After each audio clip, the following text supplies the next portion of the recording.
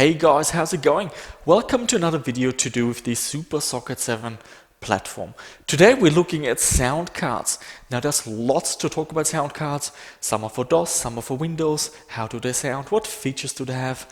But the main thing we're going to look at today is performance. Like you know, the Super Socket 7 platform with the AMD K6 processor, and we're using the K6-3 running at 550 megahertz. The processor is fairly limited, especially with the newer 3D games. You want to have as much processing power as possible. So you want to have a sound card that does not consume a lot of processing time. So that's what this video is all about. So we're gonna jump straight to a brief introduction of all the sound cards. Then we're gonna look at the benchmarks, and then after the benchmarks I will spend some time, more time, to talk about each sound card in detail, the pros and cons, how it performed, and a bit of the sound quality and all of that. And hopefully at the end we can pick a few cards that are the best of these cards and can be recommended. So enjoy this video. The first card is a Sound Blaster. It's the Sound Blaster AWE64. The model number is CT4520. Another ISA card. This is the Audition 32 Plus with the Yamaha 718 chip.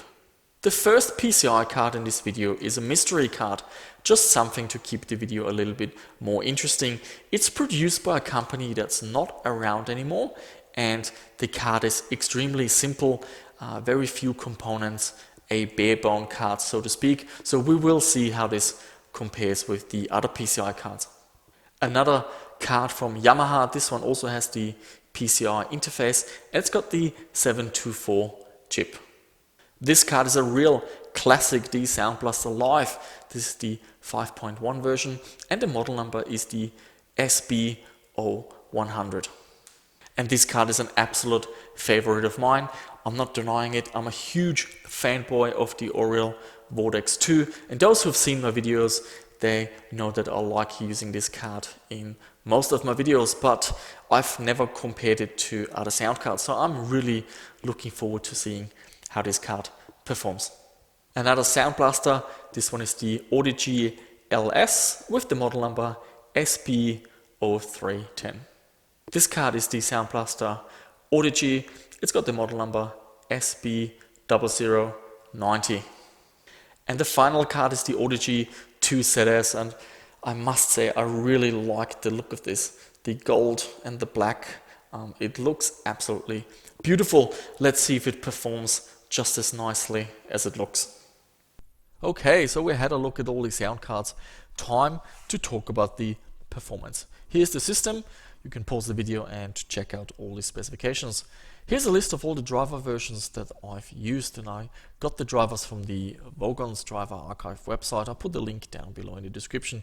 Especially the creative cards, a little bit not tricky to get to install, but you need the original driver installation disk. They don't have a simple installation file like an executable that you can just run and off it goes. You have to install off the disk. And to make matters more confusing, with the creative cards you have a choice of using the VXD drivers and the WDM drivers, and we're going to talk about that a little bit more. So this is what the Vogon's Driver Archive website looks like, and you can see here, for example, for the Sound Blaster Live there are a couple of driver versions, and then the latest one switches over to the WDM driver. The VXD drivers are usually a little bit faster, more compatible with the older games, but apparently on the internet, if you read around, apparently not as stable, so they can crash.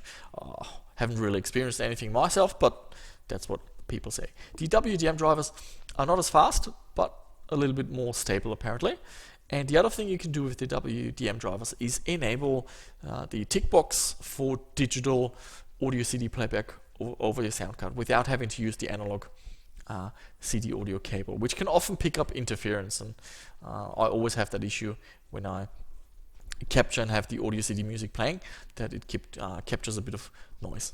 Alrighty, the first thing we're gonna check out is the performance difference between the VXD drivers and the WDM drivers. So the first game we're looking at is GL Quake, which uses 11 kilohertz, and we can see the Audigy 2, the standard Audigy, and the live, and we can see that with each of these cards going with the VXD driver, you're getting a performance boost. So the bottom line is, if you're using a creative card and you are using the Super Socket 7 platform, you want to use the VXD drivers, you're going to get better performance. Let's check out another game. Here we've got Descent 3, and we can see the difference in performance is absolutely massive. So from just under 60 frames a second, we go down between 30 and 40-ish. So that's a huge performance drop. So once again, the message to take away from this is, if you're using a creative card under Windows 98 and a K6 processor, use the VXD drivers. You're going to get much better performance. Okay, and one more game, Unreal, same deal. It doesn't lose as much performance using the WDM drivers as the Descent 3 game. The Odyssey 2 for some reason loses more performance than the other cards, but who knows what's going on there. GL Quake, here we've got all the sound cards. So what stands out? We've got the no sound card benchmark result down here. And I've done 3 runs, so you can see the blue colors here, run 1, run 2, run 3.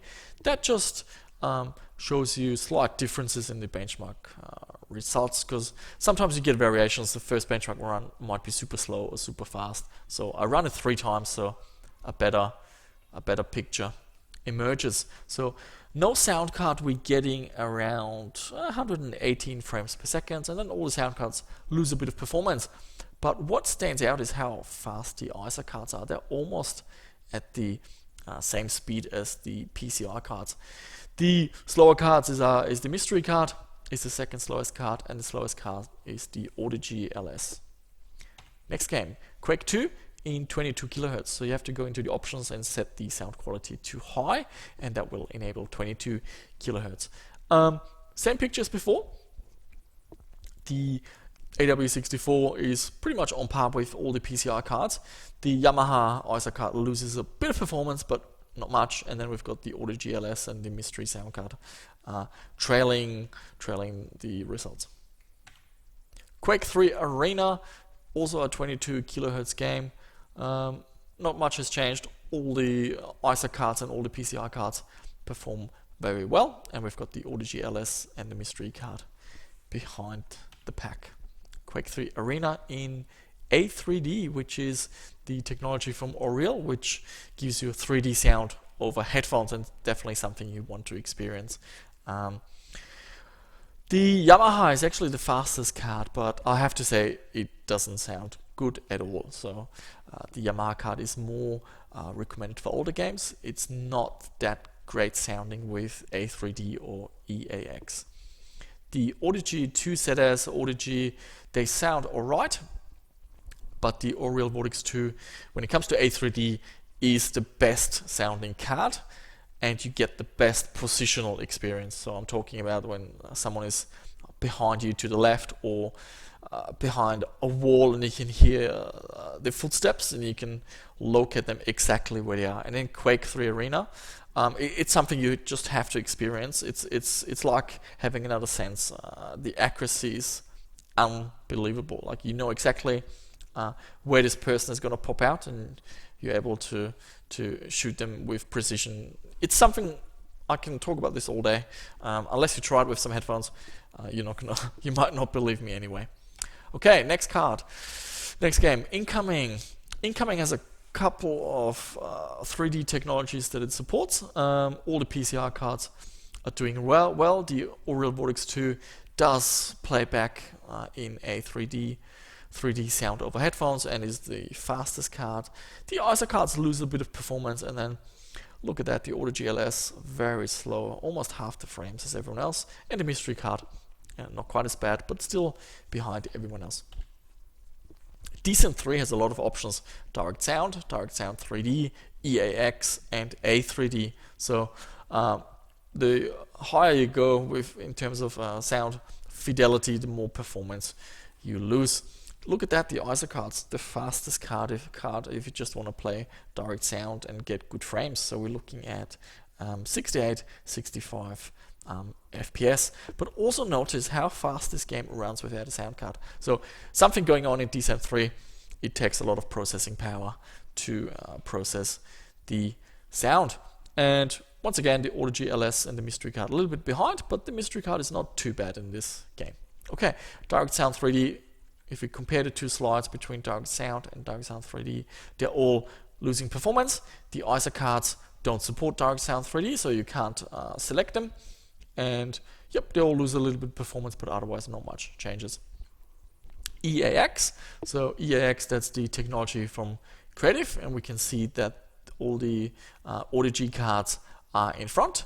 The Unreal Vortex, I was only able to get the EAX result by upgrading the driver to different version, and I'll only use that new driver version for this test, and it didn't sound good. It had popping and clicking noises. So my recommendation is, if you're playing EAX games, you're better off with the Creative card, either the Audigy or the Live. But later I'll explain why the Audigy cards are actually better for that.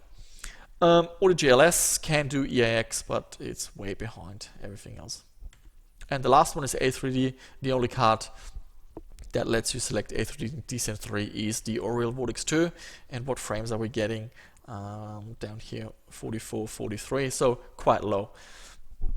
EAX, at least on the faster, on most of the Creative cards, actually runs faster than the A3D version. Okay, Unreal supports 44 kilohertz. You have to go into the preferences and change the sample rate, and I also enabled 3D hardware.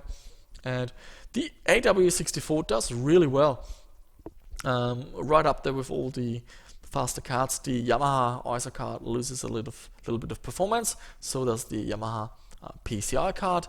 The Live, tiny bit behind, but not much. And once again, the mystery card and the Audigy LS are behind the pack. Okay guys, so you've seen the benchmarks. Now performance is very important, but there's more to picking the right sound card, so I'm gonna spend some time and pick out a few cards and just talk about them. So let's talk about the ISA cards first. They're great for MS-DOS. While some of the PCI cards do have MS-DOS compatibility, in my opinion, the SuperSocket 7 has an ISA slot. You'd be silly to not use an ISA card for DOS. The compatibility is just a lot better. So what stood out to me was definitely the performance, especially in the games that don't use EAX or A3D or any surround stuff. These perform actually really well, and maybe that has to do with the ISA bus having low latency or something like that. I'm not entirely sure, but you've seen the results. In the older games, the sound cards are perfectly fine in terms of performance. So if you thought that you need a high-powered PCI sound card, it's not the case. Only if you're looking at some of the newer games that use A3D or EAX, you might be more interested in some of the faster PCI cards. Of course, it also comes down to the sound quality. And although on paper they've got 16-bit and 44 kilohertz and all of that, compared to some of the other cards, which I'm going to talk about later, if you listen to headphones, they do sound average. Yeah, so they're not high fidelity compared to today's sound cards. So you will hear some background noise and some pops here and there. But look, it is what it is. Now comparing the two, if you're going with a Creative card, you get 100% DOS gaming compatibility. Pretty much any game will work. With the Yamaha card, I would say 95%. Pretty much most games will work, but you will run into games that don't work properly. The AW64, two downsides. Some people look for that authentic Yamaha OPL3 chip. The Yamaha card has that, the Creative does not. The Creative card is also lacking the wavetable header, so if you want to use a wavetable board like the Dream Blaster S1, you are better off with the Yamaha card.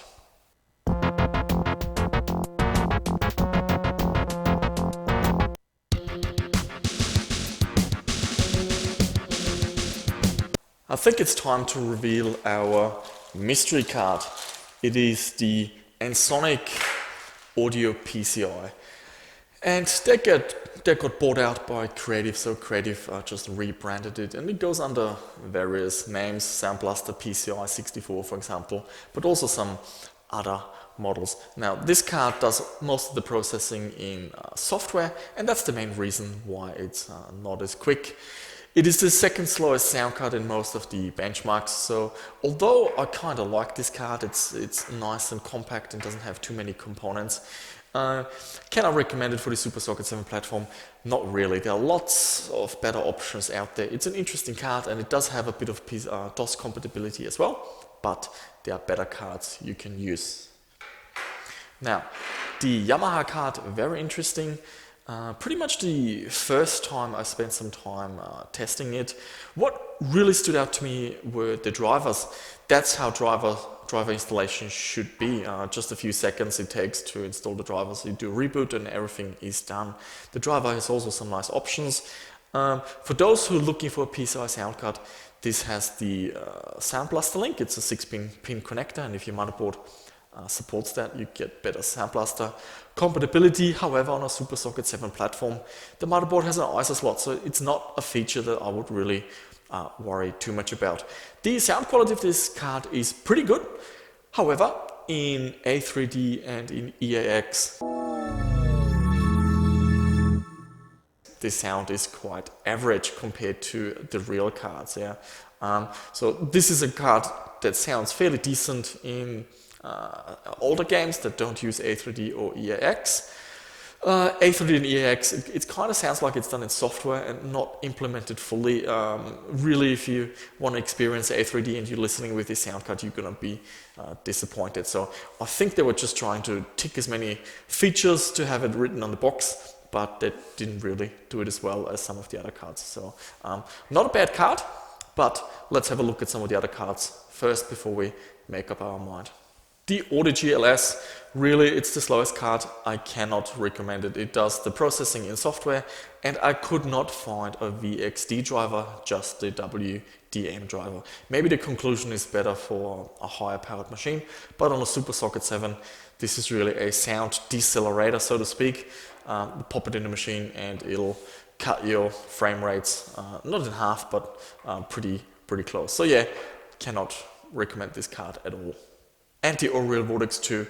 As I said earlier, it's a really good card. I'm a big fan of it and I've used it heaps. And I've never tested it in a Super Socket 7 performance. So performance is very good. It hangs in there with the fastest creative cards. And even when you use the A3D technology, you're not losing too much performance, even on the Super Socket 7 platform. And if you want to experience the A3D, this is the card to have. Some of the other cards do state that they're compatible, but you're not going to get the full experience. Basically, if the game supports A3D, you really should get a Vortex 2 card, but otherwise it's also good for standard games. With the EAX, you're better off using one of the creative cards. The implementation is simply not that good. What else is there to mention? DOS compatibility. It does have a wavetable header. It's one of the few PCI cards that have a wavetable header, which works under DOS. And the other thing I wanted to mention are the drivers. Initially, if you never used the Vortex 2 before, the drivers can be a bit confusing. There are a couple of versions. Some driver versions are if you don't want to use the Sound Blaster emulation. Other drivers fix a PCI error message on certain machines. So what I did was put all the different driver versions on one page on my website. So you just need to decide which driver you want, download it, and the drivers install through Device Manager. So there's no setup program. You have to go through Device Manager, right click on the device, or just navigate to the folder with the drivers when it gets detected. Yeah, so basically the bottom line is if you're playing A3D, this sound card is absolutely #1 choice. And if you're playing any other games that do not use EAX, it's also a very great sounding card.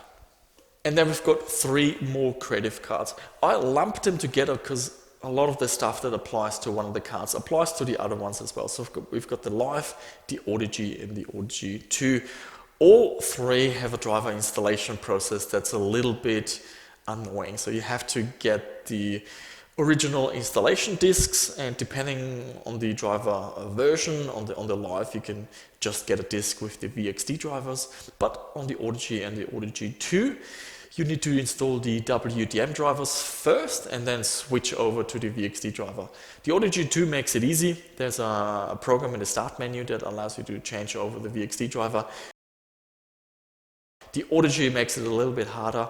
You have to run an executable that's a bit hidden on the disk and then tell it to use the VXT driver. On the Sound Blaster Live, you have a choice. It's only the latest driver disk, I believe, that has the WDM drivers. All the other ones use the VXT drivers. Now, the thing with the Live is a great card, and I know it's very popular and a lot of people use it. However, everything the Live does, the Audigy and the Audigy 2 do as well, and do it a little bit better. So having listened to these two cards, I find it hard to recommend the Live. Now, obviously, if that's the only card you have, or you can't afford, or you can't get these other two cards, this is still a great card. But the Audigy and the Audigy 2, they are faster and they sound a little bit nicer, just because they're newer cards and they've got more high spec components, so to speak. So that leaves us between the Audigy and the Audigy 2ZS, and I'm just going to start with the 2ZS because I was absolutely blown away by the sound quality. I listened to a few games, especially Quake 3 and everything, and the sound stage was fantastic. The Audigy 2ZS sounds absolutely mint.